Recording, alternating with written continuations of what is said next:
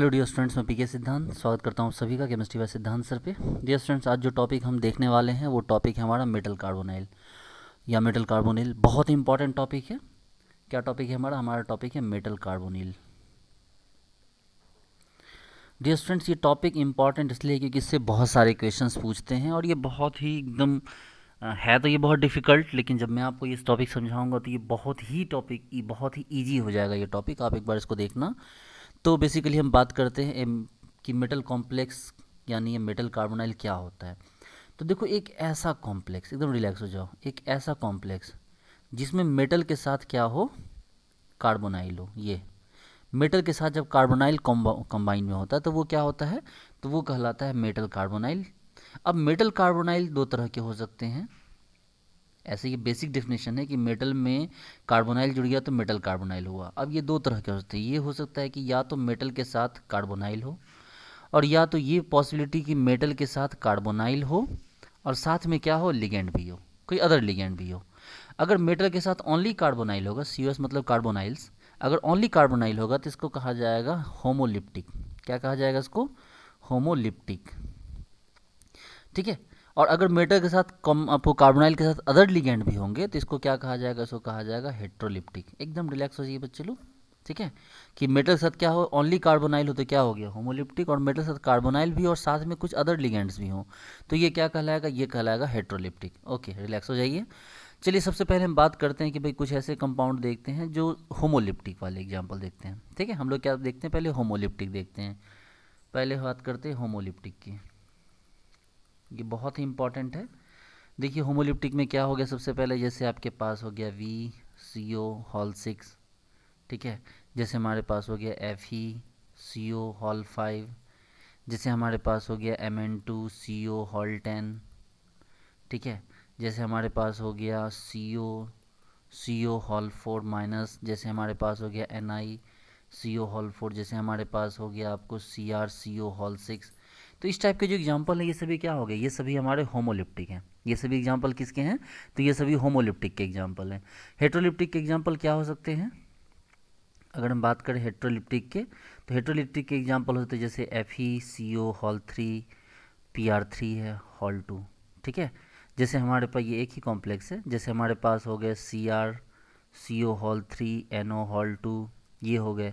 जैसे हमारे पास CrCO4 PR3 का हॉल 2, जैसे हमारे पास हो गए NiCO3 PR3। इस टाइप के जो एग्जांपल हो गए जिसमें कि आपको कार्बोनाइल के साथ अदर लिगेंड भी हों, तो ये क्या हो गए? ये हमारे हो गए आपको हेट्रोलिप्टिक के कैटेगरी में। क्या हो गया? ये हेट्रोलिप्टिक की कैटेगरी में आ गए। ओके, चलिए यहाँ से आगे कुछ एग्जांपल देखते हैं। सपोज कि हमारे पास V है। हम पहले होमोलिप्टिक की बात करते हैं। जैसे हमारे पास V है, तो V से क्या बना? हमने बनाया V से VCO6। ठीक है, वेनेडियम के बाद क्या है? क्रोमियम है। क्रोमियम से क्या बनाया हमने? CrCO6। हमारे पास मैग्नीज है। मैग्नीज से क्या बनाया हमने? MnCO5। हमने क्या है? हमारे पास आयरन है। आयरन से क्या बनाया? FeCO5।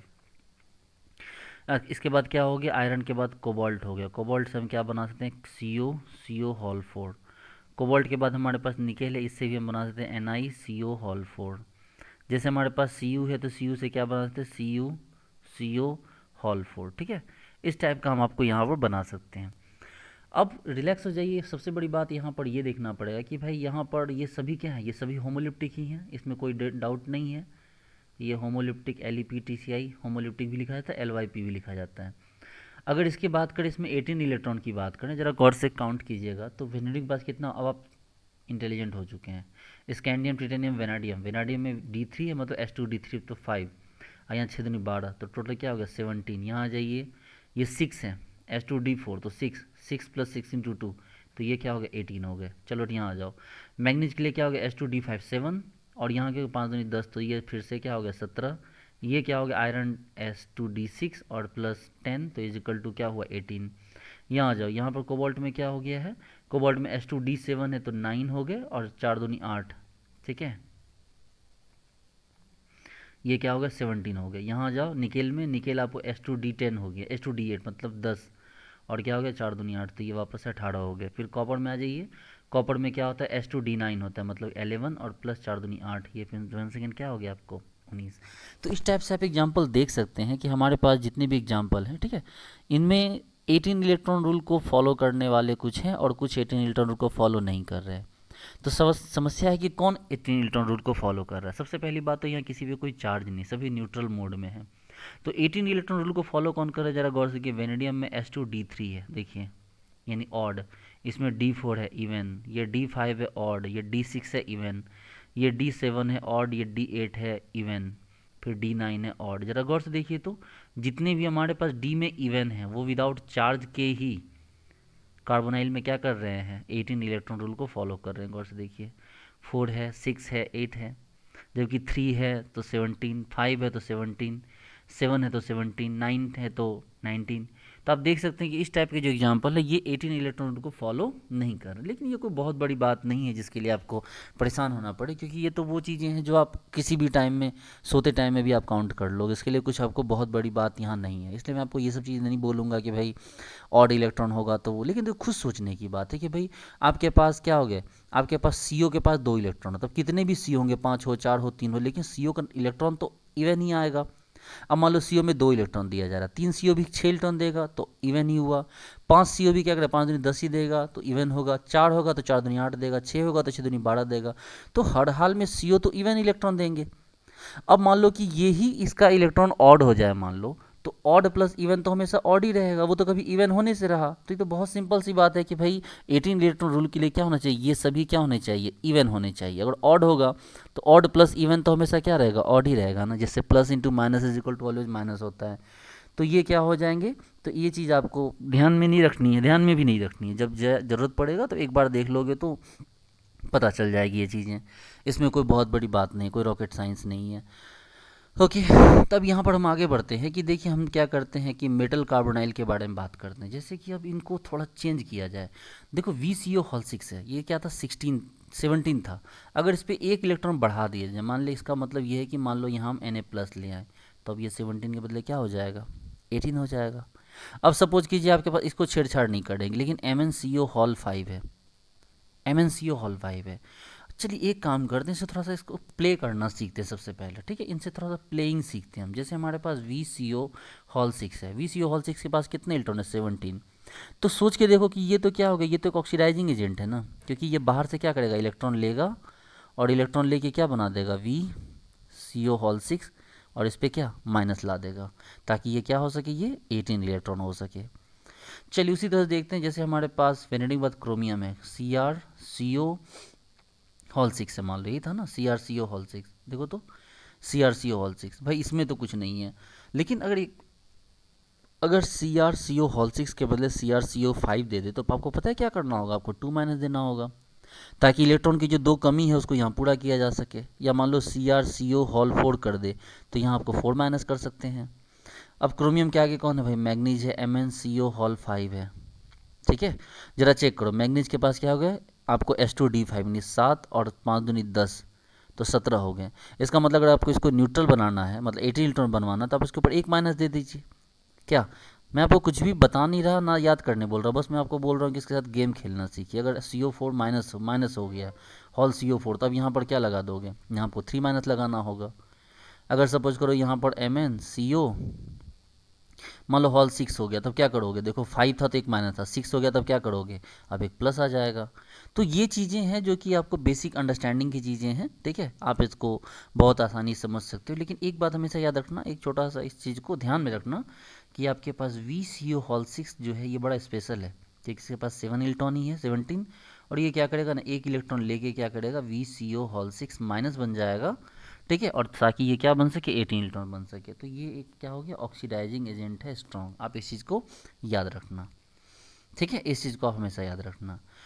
ओके, चलो ठीक है, नेक्स्ट क्वेश्चन आगे बढ़ते हैं। क्वेश्चन नहीं, हम अपने पहले एग्जाम्पल से देख रहे हैं। सपोज करो हमारे पास एक एग्जाम्पल है, ये आपके पास ये है MO, और यहाँ से एक CO है, यहाँ पे एक 5 मेंबर रिंग CP है, एक और CO है, और इसके पास भी एक CO है, यहाँ पे एक CO है, ठीक है, एक इस तरह CO है। तो इस CO से हम क्या कर रहे हैं कि ऐसे इलेक्ट्रॉन दे रहे हैं, Ti, यहाँ भी एक CP है और यहाँ भी एक CP है। हम आपसे पूछे कि भाई एक तो ये एग्जाम्पल है, दूसरा एग्जाम्पल हम इसको ऐसे लिख सकते हैं कि टी में यहाँ सी था, यहाँ भी टी में सी है, और यहाँ ओ ट्रिपल बॉन्ड सी, यहाँ रहा मॉलिब्डेनम, ये सी ओ, और यहाँ क्या हो गया 5 मेंबर बेंजीन। अब आप बोलोगे सर ये जो एग्जांपल यहाँ इलेक्ट्रॉन दिया जा रहा है तो क्या हो गया सर, और गौर से देखेंगे तो पता चलेगा कि सर इन दोनों में सही कौन सा लेंगे आप। तो आप इसमें सही कौन सा ले सकते हैं, ठीक है। यहाँ पर सही आपको जो होगा वो तभी होगा जब 18 इलेक्ट्रॉन रूल फॉलो हो, ठीक है। इन दोनों में सही कौन होगा, इन दोनों में सही वो होगा जिसमें 18 इलेक्ट्रॉन रूल फॉलो हो रहा हो। अब जरा चेक कीजिए, ये टिटेनियम है, ठीक है। टिटेनियम है, टिटेनियम के पास कितने इलेक्ट्रॉन होते हैं, तो आप बोलोगे सर ये कौन से ग्रुप का है, तो ये आपको स्कैंडियम टिटेनियम यानी S2D2 का है ये, ठीक है, D2। तो S2D2 के कारण इसके पास कितने इलेक्ट्रॉन आए, 4, ऊपर से 5 नीचे 5, तो 5 5 10। एक इलेक्ट्रॉन यहाँ से भी ले रहा है सर, ठीक है, गौर से देखिए एक इलेक्ट्रॉन आपको क्या कर रहा है, यहाँ से भी ले रहा है, तो यहाँ पर एक इलेक्ट्रॉन आ गया, ठीक है। तो यहाँ पर कितने हो गए इसके पास 10, ठीक है, 5 दूनी 10, S2D2 है 4, और यहाँ से एक इलेक्ट्रॉन आ गया तो कितने हो गए इसके पास आ गया 15। गौर से देखिए कितने हो गए इसके पास, 15 हो गए इसके पास। अच्छा इसके पास जरा चेक कीजिए, तो ये वाला मॉलिब्डेनम के पास, तो मॉलिब्डेनम के पास जाएंगे तो क्रोमियम ग्रुप का है S2D4 यानी कि 6, 2 2 4 5 9, और यहाँ से एक 10। चेक करो तो ये तो क्या हो गया, तो 16 इलेक्ट्रॉन हो गया, ठीक है। ये क्या हो गया आपको यहाँ, ये 16 इलेक्ट्रॉन हो गया। अच्छा ठीक है चलो कोई बात नहीं, हम इसको ज़रा चेक करते हैं ये वाले को। इसको जब चेक करेंगे आप तो आपको पता चलेगा कि सर यहाँ पर जो टिटेनियम है सर, टिटेनियम के पास क्या हो गया S2D2 यानी कि अभी क्या हो गया स्कैंडियम टिटेनियम D2 4, ऊपर नीचे 5 दूनी 10, और यहाँ से क्या कर रहा है सर ये जो इलेक्ट्रॉन ले रहा है, चूँकि CO अपना इलेक्ट्रॉन इसको दे दे रहा है, तो ये क्या हो गया यहाँ 14 हो गया। और यहाँ काउंट कीजिए, यहाँ पर क्या हो गया मॉलिब्डेनम के पास क्या हो गया आपके पास, मॉलिब्डेनम क्रोमियम S2D4 होता है, तो इस हमारे पास 6 हो गए, 2 2 4 और 5 9, और इसका 2 आपको इलेक्ट्रॉन यहाँ ले रहा है, तो 9 2 11, और ये क्या हो गया आपको 11 और 6 क्या हो गए 17 इलेक्ट्रॉन हो गए, ठीक है। यहाँ पर क्या हो गया कि ये दोनों यहाँ पर आपको 17 इलेक्ट्रॉन हो गए। तो अब यहाँ पर आपसे पूछा जाएगा कि इन दोनों में स्टेबल कौन है, तो इन दोनों में आपसे पूछा जाएगा कि भाई बताओ इन दोनों में स्टेबल कौन है, तो आप बोलोगे सर यहाँ पर देखिए ये कम से कम इसमें क्या होगा कि सर यहाँ पर ये 17 इलेक्ट्रॉन आ गया है सर, ठीक है। ये क्या आ गया है, तो सर ये 17 इलेक्ट्रॉन आ गया, गौर से देखिए सर ये 17 इलेक्ट्रॉन आ गया है। तो 17 इलेक्ट्रॉन ज़्यादा अनस्टेबल है विथ कंपेयर टू 16 इलेक्ट्रॉन, ठीक है। यहाँ पर क्या हो गया कि ऐसे तो 18 हमेशा स्टेबल होता है, लेकिन यहाँ पर क्या हो गया कि यहाँ पर आपको ये इसको बनाया जाए किसको बनाया जाए, आप सोच के देखो, ठीक है। तो आप इसको बनाएंगे क्योंकि यहाँ पर जो 17 होता है, सोच के देखो अगर कोई 17 है तो वो ज़्यादा अनस्टेबल है विथ कंपेयर टू 16, क्योंकि 16 वाले के पास तो स्टेबल होने के लिए 2 इलेक्ट्रॉन चाहिए, जबकि 17 वाले को स्टेबल होने के लिए सिर्फ 1 इलेक्ट्रॉन चाहिए। तो ऐसे केस में वो टिकेगा नहीं, समझ रहे बात को। मान लो जैसे ये देखो कि मान लो आप दो दोस्त हो, दोनों दोस्त को मूवी देखने जाना है, ठीक है। आप मूवी का टिकट है 200 रुपये का, आपके फ्रेंड के पास मान लो 190 रुपये है, और आपके पास जो है 150 रुपये है।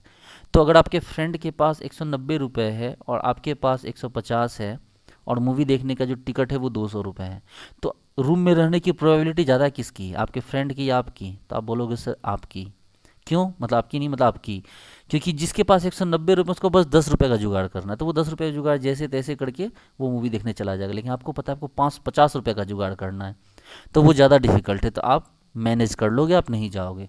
तो वही वाली बात है, जिसके पास 17 इलेक्ट्रॉन है वो क्या करेगा, वो तो बस किसी तरह से भागेगा और वो स्टेबल होने की कोशिश करेगा, इसीलिए ये स्ट्रक्चर यहाँ पर कंफर्टेबल नहीं होगा। इसके कंपेयर में ये ज़्यादा स्टेबल होगी, किसके पास 16 इलेक्ट्रॉन है और 15 है।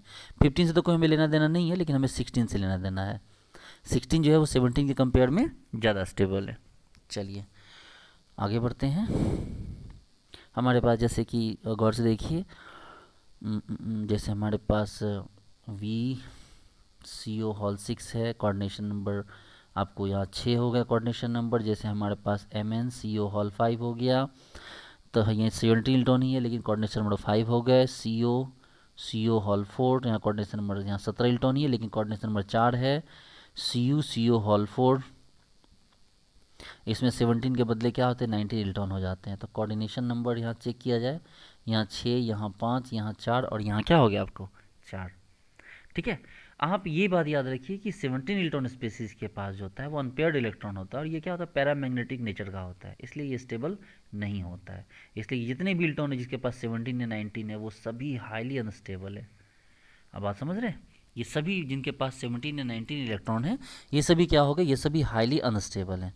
ये क्या करेंगे, ये आपस में जुड़ेंगे या कुछ भी करेंगे ताकि ये क्या कर सके, अपनी स्टेबिलिटी को मैनेज कर सकें। जैसे आप ध्यान दीजिए, हमारे पास अभी जो हमने जस्ट लिया MnCO हॉल 5, MnCO हॉल 5 के पास कितने इलेक्ट्रॉन है, तो आप बोलोगे सर मैग्नीज है, H2D5 है तो 7, और ये 5 दूनी 10, सर 17 इलेक्ट्रॉन है। भाई साहब ये हाईली अनस्टेबल है, ये क्या हो गया, ये हाईली अनस्टेबल हो गया। तो अपने आप को स्टेबलाइज करने के लिए ये क्या करेगा, तो अपने आप को स्टेबलाइज करने के लिए ये डबल हो जाएगा, मतलब फिर ये MnCO हॉल 5 के बदले ये हो जाएगा Mn2CO हॉल 10, ताकि ये क्या हो सके, ये स्टेबल हो जाए। अब ये स्टेबल कैसे होगा भाई, तो ये स्टेबल ऐसे होगा कि भाई ये क्या हो जाएगा, आपके पास गौर से देखिए मैग्नीज मैग्नीज, अब ये क्या करेगा, बीच में एक बॉन्ड बना लेगा। आपके 10 CO है तो मान लो कि 1 2 3 4, 1 2 3 4, और एक ब्रिजिंग यहाँ लगा दो, एक ब्रिजिंग यहाँ लगा दो। मैंने पहले बोला ब्रिजिंग वाले हमें नहीं पता होता कितना लगाना है। अब चेक करो, इसके पास 18 इलेक्ट्रॉन पूरा हुआ, तो आप बोलोगे सर मैग्नीज के पास पहले क्या हो गया, 7 हो गया, 2 2 4 2 6 2 8, ठीक है। यहाँ 2 10, गौर से देखो, आप टोटल जोड़ लो ना, देखो यहाँ पर क्या हो गया, 2 2 4 2 6 2 8, 2 10 2 12 2 14 2 16, तो 16 तो सिर्फ CO से आ गए, फिर 2 2 4 इससे भी ब्रिज वाले से भी आ गए, और H2D5 यानी 7 दूनी 14 यहाँ से भी आ गए। देखो तो 18 दूनी 36 हो रहा है, देखो तो यहाँ पर आपके पास कितने हो गए, और हाँ ये बॉन्ड भी तो जोड़ोगे, जो बीच का बॉन्ड है उसको भी जोड़ो, तो 4 2 6 और 14 और 16 क्या हो गया, 30, 30 + 6 36। देखिए, तो इस तरह से कहने का ये मतलब है कि आप यहाँ पर क्या करते हैं, इनकी हेल्प से आप अपना कंपाउंड को ड्रॉ कर लेते हैं। समझ के बात को। चलिए, और दूसरी बात है बच्चे लोग कि 18 इलेक्ट्रॉन हो चाहे 16 इलेक्ट्रॉन हो, ये क्या होते हैं, ये आपको डायमैग्नेटिक होते हैं, इसलिए इनकी जो स्टेबिलिटी है वो 17 से तो क्या है, 17 से आपको ज़्यादा है। समझ रहे बात को। देखिए ना, काउंट कीजिए, यहाँ पर इसमें पास क्या मेटल नहीं था, दूसरा तो मेटल मेटल बॉन्ड नहीं बनाया था, यहाँ सब कुछ सेम रखते हुए हमने क्या कर दिया, एक मेटल मेटल बॉन्ड बना दिया। तो इसने क्या किया, इसने 18 इलेक्ट्रॉन रूल को फॉलो किया, तो 2 मेटल के लिए क्या होगा, 18 दूनी 36 इलेक्ट्रॉन हो गए। ठीक है। उसी तरह दूसरा एग्जाम्पल देखिए, जैसे हमारे पास है आपको CO हॉल 4। अब CO हॉल 4 में कितना, कोबाल्ट H2D7 तो 9 हो गए, ये 4 दूनी 8 हो गए, 9 17। भाई साहब यहाँ भी क्या हो जाएगा, डबलिंग हो जाएगा, ऐसे कपलिंग कहते हैं इसको। तो CO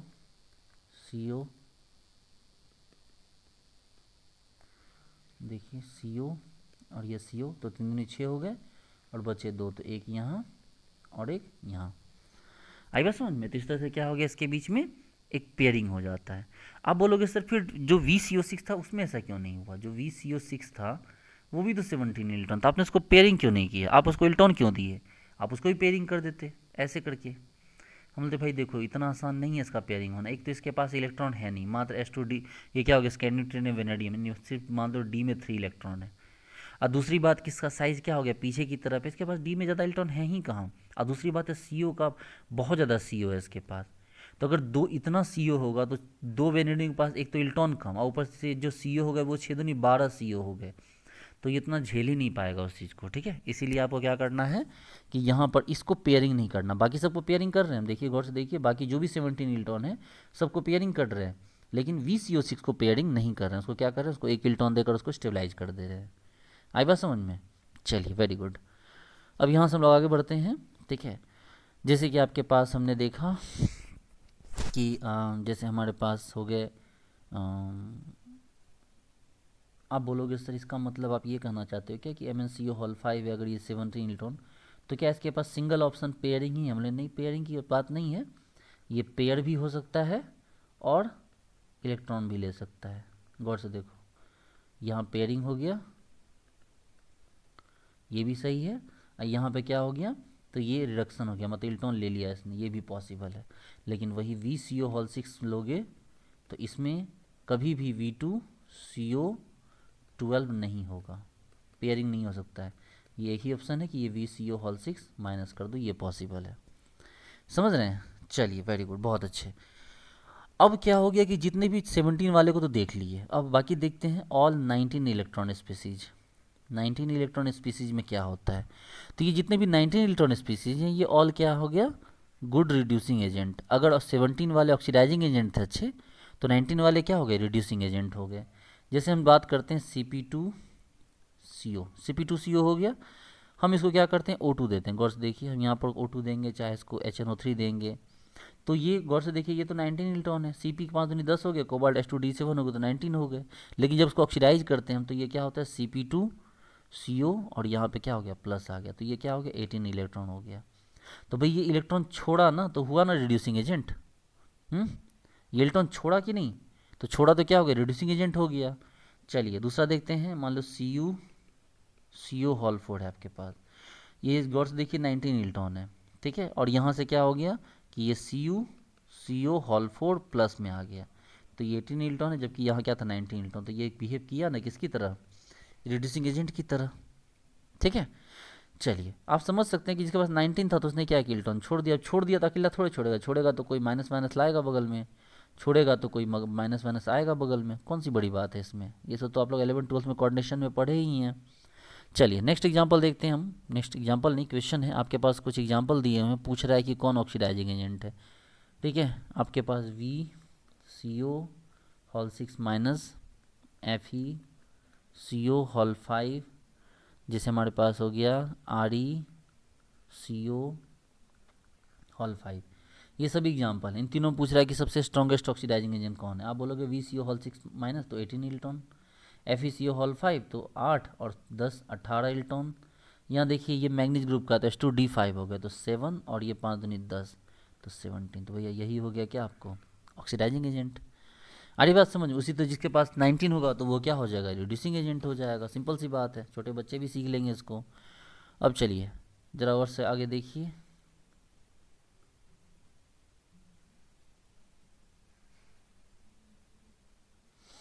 देखिए जैसे हमारे पास है Cp2, हमारे पास है Cp2CO है, ठीक है, Cp2Fe, ठीक है, हमारे पास है eta6 C6H6 हॉल 2 Cr, फिर हमारे पास है आपको CpFeCO हॉल 3। आपसे पूछा कि बताओ भाई इसमें से आपको रिड्यूसिंग एजेंट कौन है, तो आप बोलोगे सर इलेक्ट्रॉन काउंट कीजिए ना, Cp2CO 5 दूनी 10 और 9 19, देखिए सर 5 दूनी 10 और 8 18, ये eta6 है मतलब 6 का 6 देगा तो 6 दूनी 12 12 6 18।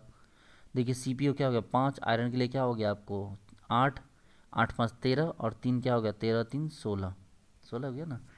देखो ना Cp, अच्छा CO है, CO2 है और एक CH3 भी है, जरा चेक करो। Cp के लिए क्या हो गया 5, Cp के लिए H2D6 मतलब क्या हो गया आपको 8, CO के लिए 2 दूनी 4 और CH3 के लिए क्या हो गया 1, तो 8 4 12 12 5 17 18।